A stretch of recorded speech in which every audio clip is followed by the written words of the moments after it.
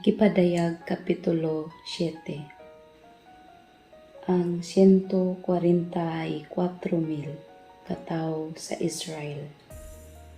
Tapos niini, nakita ko nga nagtindog sa upat ka iskina sa kalibutan, ang upat ka anghel nga nagpugong sa upat ka hangin niini, aron walay hangin nga mohuros sa yuta, sa dagat, ug sa bisan unsang kahoy. Unya nakita ko ang laing anghel nga mikayag gikan sa sidlakan. Dala niya ang igsisilyo nga iya sa buhing Dios.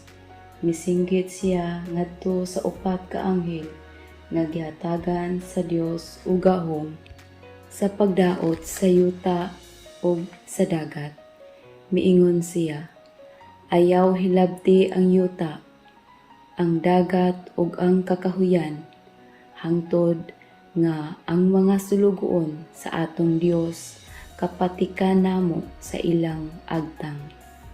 Og gisuginlan ako nga ang napatikan sa silyo sa Dios sa ilang agtang 144,000 gikan sa tanang banay sa Israel.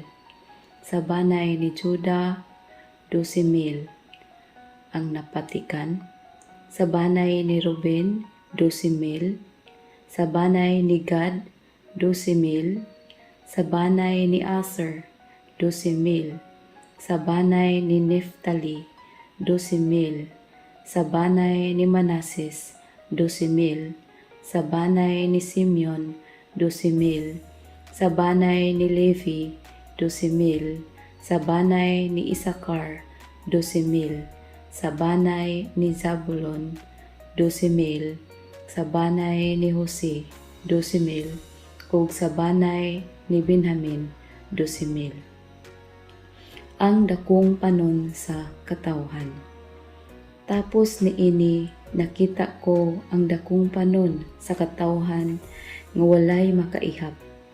Gikan sila sa nagkalain-laing nasod, banay, katawhan ug pinulungan, ug nagbarog sila sa atubangan sa trono ug sa nating karnero. Nagbiste sila puti ug nagbitbit og mga palwa. Naninggit sila, ang atong kaluwasan nagikan sa atong Dios nga naglingkod sa trono o gikan usab sa nating karnero.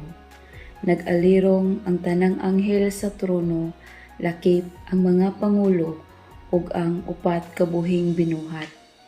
Unya nanghapa sila atubangan sa trono ug misimba sa Dios ug miingon, Amen.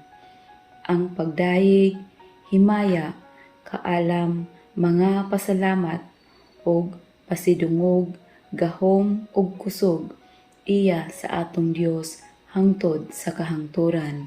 Amen. Unya nangutana kanako ang usa sa mga pangulo, kinsa man kini mga tawhana na nagbistig puti ug diin man sila gikan? Gitubag ko siya, Sir, nasayod ka kinsa sila? Ug miingon siya kanako, mao kini sila ang nakalahutay sa dakong paglutos.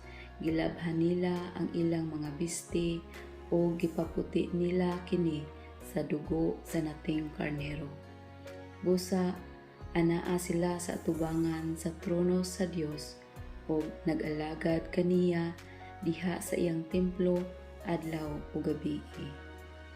Siya nga naglingkod sa trono, manalipod kanila pinaagi sa iyang presensya.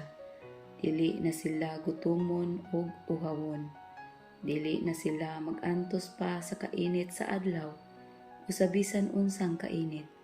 Kay ang nating karnero nga anaa sa taliwala sa trono mo'y magbantay o magiya kanila ngadto sa tinubdan sa mga buhing tubig.